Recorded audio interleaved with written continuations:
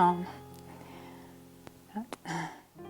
I was 21 and working at the Santa Ana courthouse, and he too worked there. And I remember I was being trained in a new position, and I walked into the courtroom. He was a bailiff, and I was a clerk, and I saw him, and I thought, who is this beautiful man? He was the most handsome man I'd ever laid eyes on. And he was just wonderful. He was so kind. He was friendly, but not flirtatious. He was married at that time, and he was expecting his first daughter, Elise. And so he was at a special time in his life. Fast forward 6 years, he invited me to church. He would see my Bible. I would take my Bible into work every day, and I usually sat in the jury room and just would read my Bible during my lunch hour. And he came in one day and just made conversation and asked me if that was my Bible and what church I went to, and just invited me to his church, which was Calvary in Costa Mesa. And I didn't know anything about his personal life other than I thought he was still married, because he kept to himself. He wasn't a person he didn't ever talk bad about his ex-wife or, not anything like that. He was just a kind, quiet person. And he invited me to church, and he invited me to coffee, and we talked about his personal situation, and the rest is history. It was only hi, bye, how are you? That was it, past each other through the hall, and that was it. He was very respectful. So I didn't get to know him personally until after the cup of coffee date, which was wonderful. We truly, after that cup of coffee, were inseparable. I just knew this was the man for me. I always hear people say, you just know when you know, but gosh, when you experience it, you really do know. It was so instant, so natural.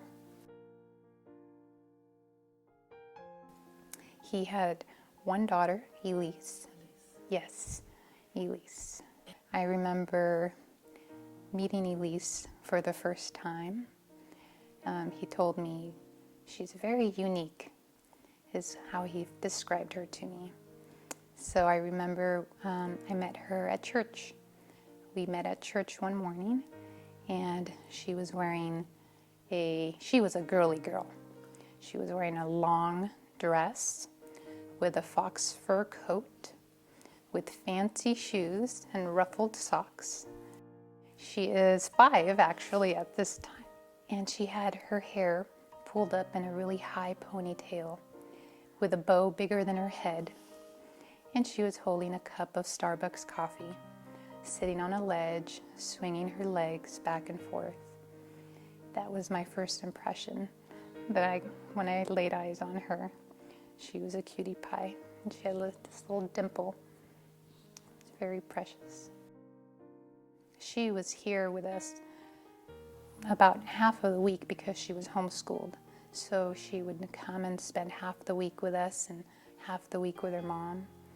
So it wasn't like she only came once a week or once every other week.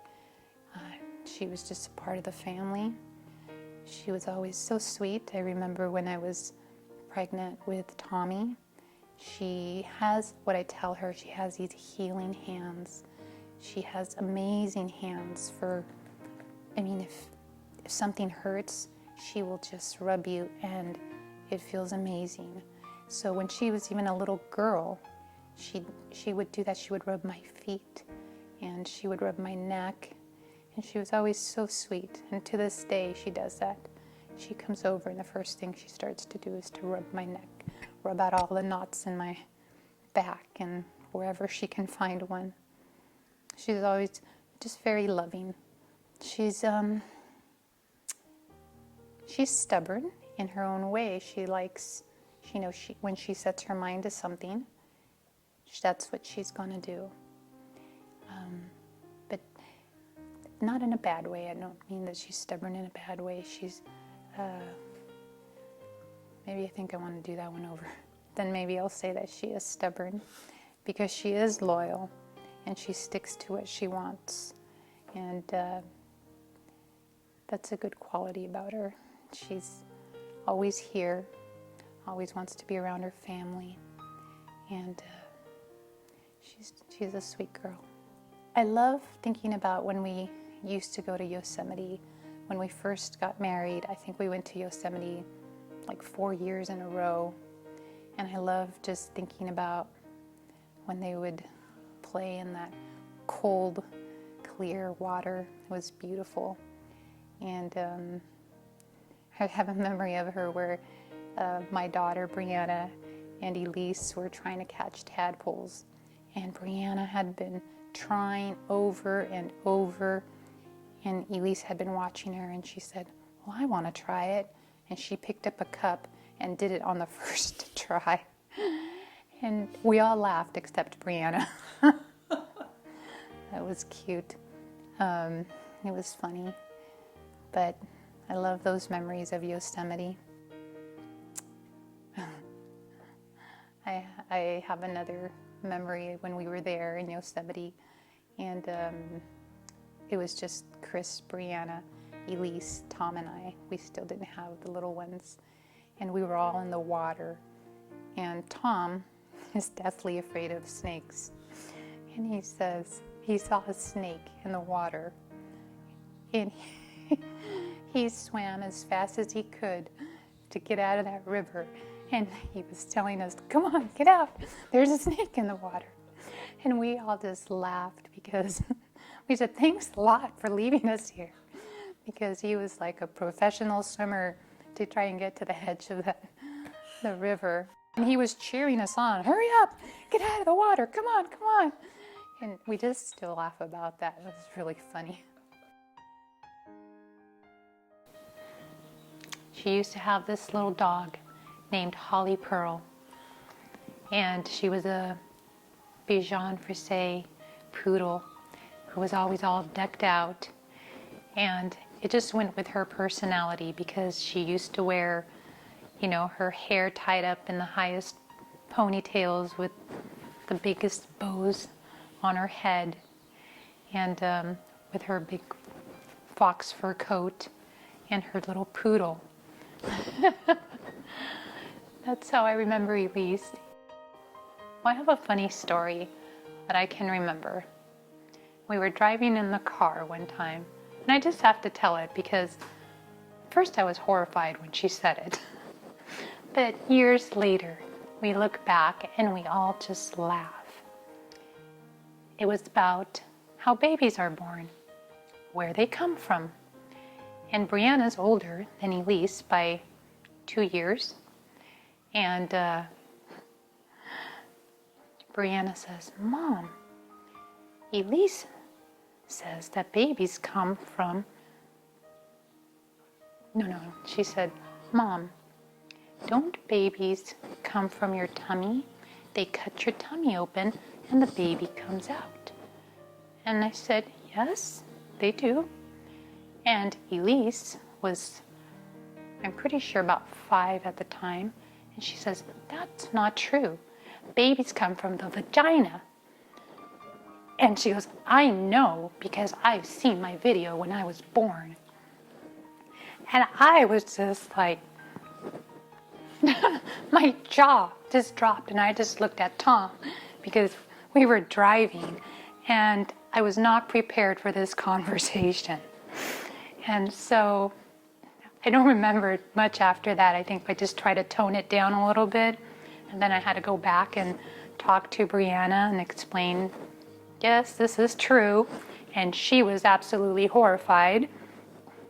And it was really funny. We think back about it and just laugh because she was just, nope, they come from the vagina. It was so funny.